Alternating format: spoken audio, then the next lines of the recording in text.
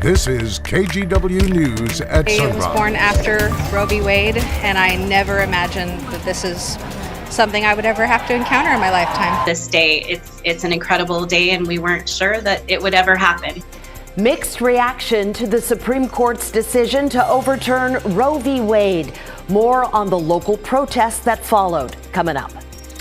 Also this morning, another hot day on the way. After hitting 99 in Portland on Sunday, we're going to climb back towards the mid-90s this afternoon, but that's still about 20 degrees off the record highs we saw this week a year ago.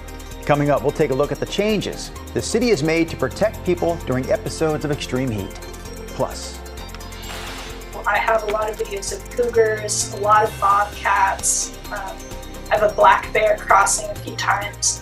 That is so cool. Animal crossings using downed trees in Oregon streams. Oregon State researchers showing us how this natural event is helping many different kinds of animals. Good Monday morning, everybody. Thank you so much for watching. I'm telling you, if you are tired of the heat, just a little while, hang on. Yeah. We've got one more day. Yeah, we haven't changed anything, so it still looks like this is going to wrap up as a 3-day heat event. Of course, today, day 3.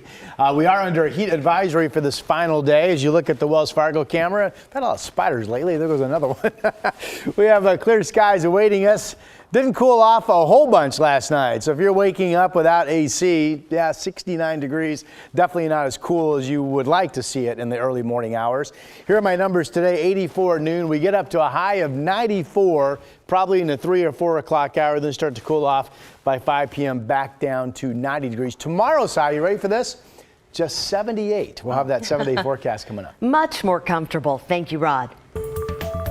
We start this morning with local reaction to the Supreme Court's decision overturning Roe v. Wade, ending a person's constitutional right to have an abortion. This was the scene in downtown Portland on Friday. Thousands gathered to protest the ruling, which allows states to legislate abortion.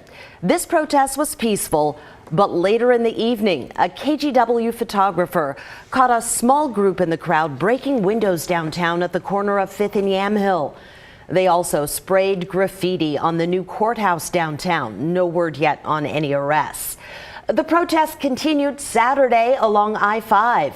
Abortion rights supporters dropped banners over the interstate at North Missouri Avenue and Ainsworth.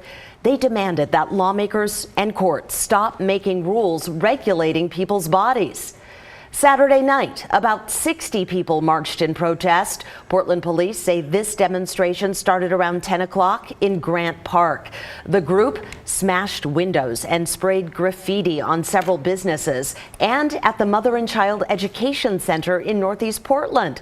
The center's executive director told the Oregonian the group targeted them, believing it was a pregnancy resource center. well, the impact from the Supreme Court's decision to overturn Roe versus Wade can be felt all across the country, leaving both federal and state lawmakers to figure out what's next. NBC's Chris Pallone has more from Washington.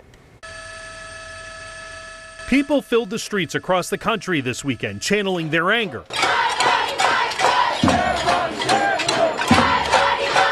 and expressing their joy. We are the post-Roe generation! After Friday's Supreme Court ruling overturning Roe versus Wade, which had been the law of the land for 50 years. Democratic leaders are moving swiftly to protect access to abortion in their states, embracing for an influx of people looking for care. At least 16 states and Washington, D.C. have laws protecting the right to an abortion. There's a wall in the West Coast protecting the women of the West Coast and the citizens that come from these other states. But since Friday's decision, at least 10 states immediately restricted abortion access, with many banning the procedure altogether. The Supreme Court did its job. It fixed a wrong decision it made many years ago and returned this power back to the states, which is how the Constitution and our founders intended it. This decision and this policy will kill people no matter what. Some congressional Democrats are urging the White House to explore options like putting abortion clinics in federal buildings in states where the procedure is banned, and to expand access to abortion pills sent through the mail. This is not just a crisis of Roe. This is a crisis of our democracy. The Supreme Court has dramatically overreached its authority. The case decided, but the debate in many ways just beginning. Chris Pallone, NBC News, Washington. Here in your local headlines, 2 men in their 80s were brutally attacked in downtown Portland Saturday. They are recovering, but in really bad shape. This happened at Southwest 5th and Hall. Around 8:30 Saturday night, police immediately arrested the suspect. His name is Keffer White. He's 29. And police called for an ambulance. Witnesses and videos show the suspect attacking an 82-year-old and an 88-year-old without provocation, repeatedly punching and kicking them. The 82-year-old has critical, life-threatening injuries. The 88-year-old is expected to be okay. That suspect is in jail on multiple charges, including assault. Tigard police investigating a suspicious death southeast of Highway 99.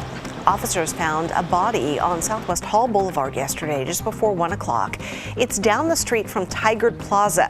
Tigard police say they are talking with a person of interest, but right now that's all they're saying. We'll let you know when we find out more. Sadly, a man who jumped into the Columbia River to save a struggling swimmer is presumed dead. This happened near the west end of Government Island, near 205 yesterday. Portland firefighters searched with their boats using underwater scanners. A Coast Guard helicopter also helped, but the rescue mission was called off. Witnesses say that Good Samaritan was not wearing a life jacket.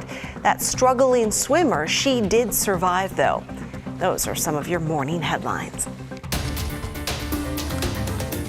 Rod Hill is forecasting another day in the 90s for the metro area today. Portland reached 93 on Saturday and 99 yesterday, so a stretch of high heat for sure, but nothing compared to the record highs we saw 1 year ago this week when Portland got all the way up to 116 degrees.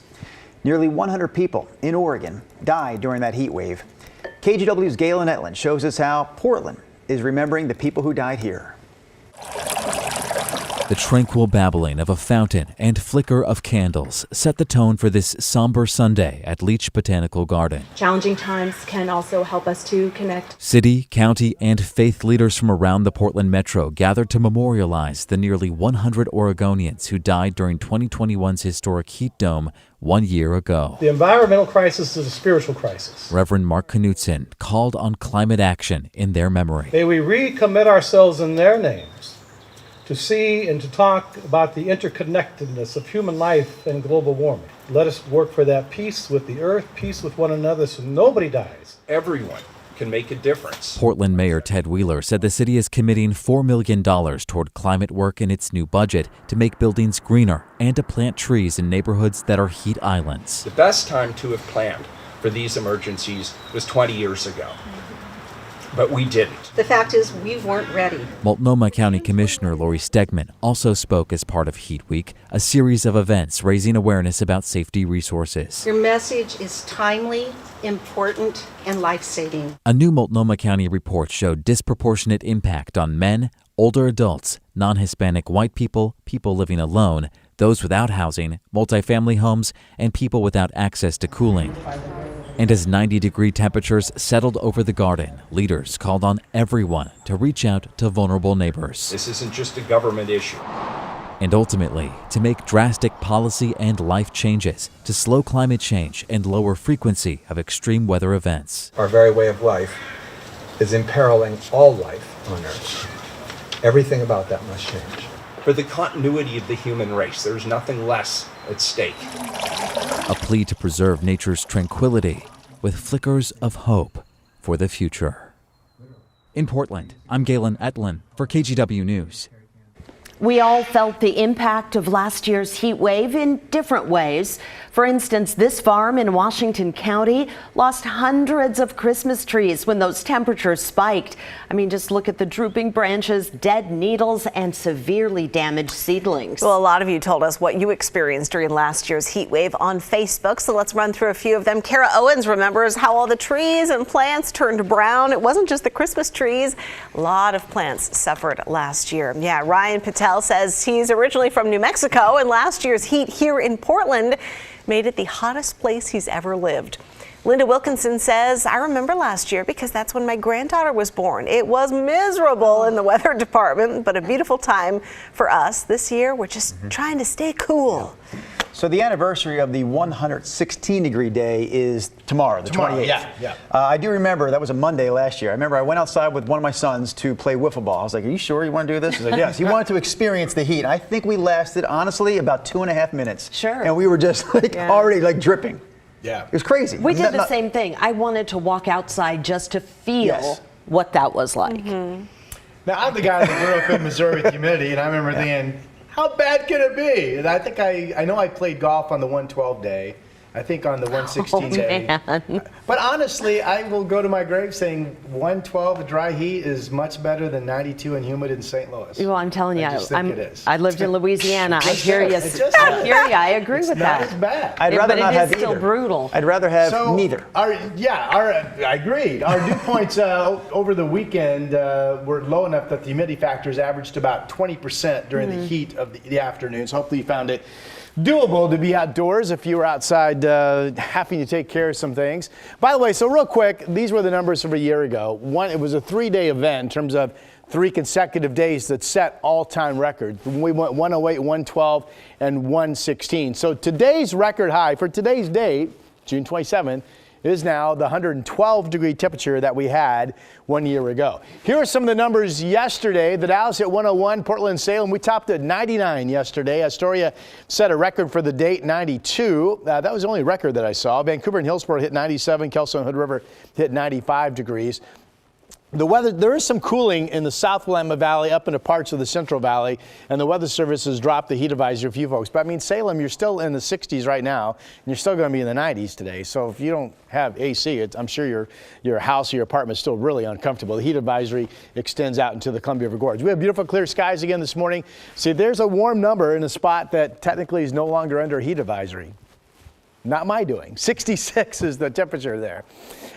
69 in Portland, 64 in the Dalles right now, 59 degrees over in Bend. Our 7-day forecast numbers. Last day of the heat, we'll go 94 today. And then look at the drop. Tomorrow, 78. We could wake up to morning clouds in the morning and then become partly cloudy. There is at least a shower chance, but overnight tonight and tomorrow, but forecast models insist that rain chance stays up to our north, closer to Seattle. And then certainly morning clouds expected on Wednesday. Back to 81 on Thursday, 84 on Friday. Of course, this upcoming weekend is the July 4th holiday. And we do get into shower chances and cooler weather. 75 with a shower chance on Sunday.